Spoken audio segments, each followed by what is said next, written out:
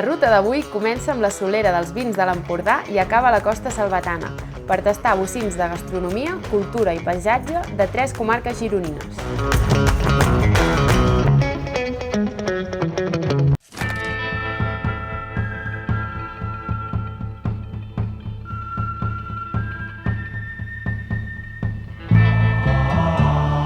Primera parada, el celler cooperatiu d'Espolla, a l'Alt Empordà.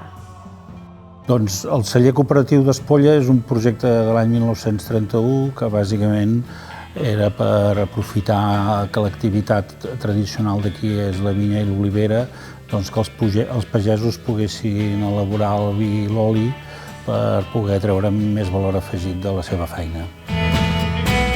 Ara mateix estem oferint visites teatralitzades amb un personatge que acompanya la gent per dins de les instal·lacions i donant una visió històrica de l'edifici. Després fem uns esmorzars rurals que serveix també per trepitjar territori, per veure el paisatge d'entorn de les instal·lacions i, a més, l'edifici ens serveix també com a espai per concerts i altres activitats paral·leles que completen una mica totes les propostes que fem des d'aquí a la cooperativa.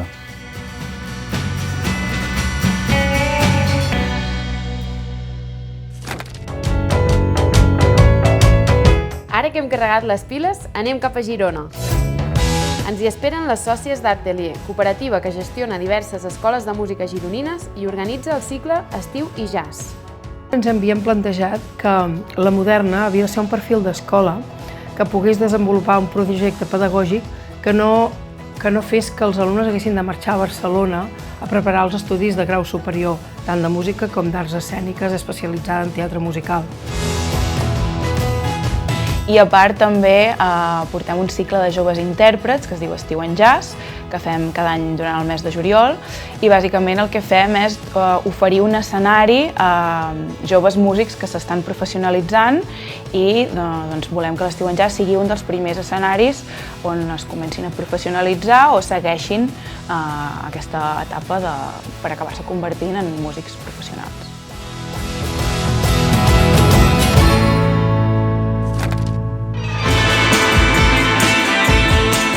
Beure vol dir prendre partit, i més si és amb ratafia. O així ho diuen la gent de la Sobirana, de Santa Coloma de Farners. Nosaltres som la Sobirana Cooperativa, vam néixer el 2018. La idea inicial de la Sobirana, en un principi, era precisament dinamitzar activitats relacionades en el món de la ratafia i dels licors tradicionals. Però la cosa va anar evolucionant fins al punt que primer vam passar per obrador compartit, fent els nostres licors Arbeca, i ara fins al punt que hem hagut de muntar el nostre propi obrador, elaborant licors propis, que és una de les coses que fem, i també elaborem licors en obrador compartit. Una de les activitats que fem són els tastos maridats de ratafia, que els fem els caps de setmana durant tot l'any, i podeu tastar les nostres ratafies, les que elaborem aquí a l'obrador, amb productes del territori. Llavors fem un petit sobretaula conjunt, que la veritat és que la gent surt molt contenta perquè entén una mica aquest licor.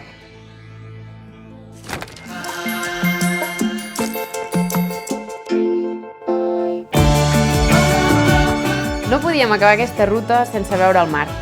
A Blanes ens hi espera el Ferran, soci del Bar Casal.